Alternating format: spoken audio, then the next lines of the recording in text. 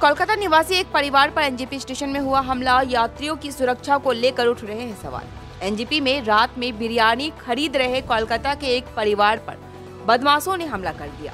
Drop of water counts. SBM Gold's water tank is the most sustainable and durable water storage solution available. Our hashtag असली। महिला पर हमला कर उसकी सोने की चेन लूट ली गई। जानकारी के अनुसार कोलकाता से एक परिवार सोमवार रात करीब 12 बजे न्यू जलपाईगुड़ी स्टेशन परिसर में बिरयानी खरीदने आया। बताया जाता है कि बारासात की रहने वाली रिया सरकार अपने ससुराल बारासात से दक्षिण शांति नगर में अपने परिवार से मिलने आई थी। रात करीब 12 बजे न्यू जलपाईगुड़ी स्टेशन परिसर में एक बिरयानी दुकान में वे खाना खाने गए। जब अन्य लोग एनजेपी परिसर में इंतजार कर रहे थे, तब रिया का पति बिरयानी लाने के लिए दुकान में दाखिल हुआ। उस समय नशे की हालत में 4 युवकों ने सड़क पर महिलाओं को घेर लिया और बेहद हिंसक व्यवहार करने लगे। यह देख रिया सरकार और उनके साथ मौजूद परिवार की महिलाओं ने इसका विरोध करना शुरू कर दिया। रिया देवी ने आरोप लगाया है कि युवक नशे की हालत में थे और अचानक नशे में धुत युवकों के एक समूह में से 2 युवक उनके पास पहुंचे और महिलाओं से अश्लील शब्द व गाली गलौज करने लगे। फिर उन्होंने हाथापाई शुरू कर दी। जब उसका पति व परिवार का एक अन्य पुरुष सदस्य उन्हें रोकने के लिए दौड़े तो वह मारपीट पर उतारू हो गए। हालांकि हंगामा बढ़ने के बाद दोनों बदमाशों ने स्कूटी लेकर वहां से भाग निकले। एक ने गले से सोने की चैन छीन ली और भाग गया। हालांकि बाद में भीड़ ने उनमें से एक को पकड़ लिया और न्यू जलपाईगुड़ी थाने को सूचना दी गई।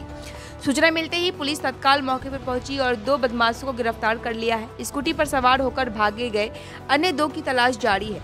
आरोपियों में सुभजीत, आलम, सलमान, छोटू शामिल है। स्थानीय लोगों का कहना है कि रात के समय इलाके में लगभग हमेशा नशेड़ियों का कब्जा रहता है और रात के समय एनजेपी इलाके की सुरक्षा को लेकर भी सवाल उठने लगे हैं। रिया सरकार বাড়ি হচ্ছে শান্তিনগর। কি হয়েছিল কথাটা? আমরা কালকে রাত্রেবেলা আমরা বিরিয়ানি আনতে যাই, কারণ আমরা ফ্যামিলি একটা প্রোগ্রাম করছিলাম। কারণ আমার বিয়ের পর প্রথমবার এসেছি শিলিগুড়িতে আমি। তো রাত দুপুরবেলা আমার মেসো বাড়িতে নিমন্ত্রণ থাকে, তো ওখানে খাওয়া দাওয়ার পর তো ভাবলাম রাত্রেবেলার জন্য কিছু একটা খাবার মানে আমরা নিয়ে আসতে যাই। তো সেই কারণে আমরা এনজিপিতে খাবার আনতে যাই। খাবার আনতে গিয়ে ওখানে যখন আমরা দাঁড়াই, আমার হাজবেন্ড বিরিয়ানির দোকানে যায় শুভঙ্কর হোটেলের সামনে। আমি আমার বোন দাঁড়িয়েছিলাম, আমার হাজবেন্ড খাবার আনতে যায়, আমার বোন জামাইরা পেছনে ছিল। তো তখন ওখানে একটা ছেলে দেখছি কুকুরের মদ্যপ্ত অবস্থায় কুকুরটাকে নিয়ে প্রচন্ড ঘোরাচ্ছে লেজ ধরে। তো আমরা জাস্ট তাকিয়ে দেখে বললাম যে একটা পশুকে কেন এইভাবে ঘোরানো হবে, কিন্তু ওদেরকে বলিনি, জাস্ট আমরা নিজেরাই বলেছি, আমরা জাস্ট তাকিয়ে দেখছিলাম। তো উনি কি করেছে, ছেলেগুলো যে দেখেছে ওদের দিকে তাকিয়েছি, এসে আমার গায়ে ধাক্কা মেরে আমাকে চুল ধরে ঘুরিয়ে আমার এখানে ঘুষি মারে। আমার এখানে পুরো ব্ল্যাক স্পট পড়ে গেছে। রাত্রে আমরা হসপিটালে যাই।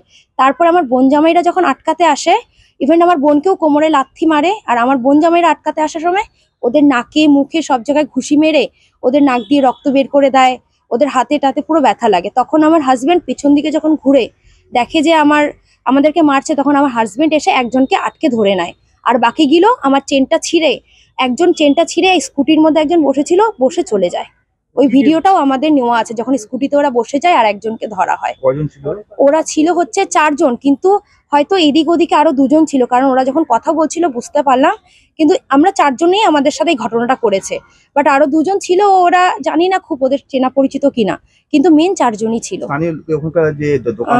ওখানকার দোকানদার অ্যাকচুয়ালি যেহেতু আমার সাথে 7 জন ছিল, আমার সাথে আমার ভাই, আমার হাজবেন্ড, তো এই কারণে ওরা হয়তো আগিয়ে আসতে পারেনি, কারণ দেখেছে আমরা সবাই আছি। কিন্তু কিছু কিছু লোক আগিয়ে এসেছে যে এইসব ছেলেরা রোজ দিন এরকম করে। তো তখন আমি সঙ্গে সঙ্গে পুলিশকে ফোন করি, কিন্তু পুলিশ 2 মিনিটের মধ্যেই পৌঁছে যায়, যেটা সত্যি 2 মিনিটের মধ্যে ফোন করার ওনারা পৌঁছে যায়। পৌঁছে গিয়ে ওই ছেলেটাকে আমরা ধরে রেখেছিলাম, ওকে নিয়ে আসে। তো ওনারা বললো এত রাত্রে আমরা মেয়ে মানুষ আবার আসবোই করবো।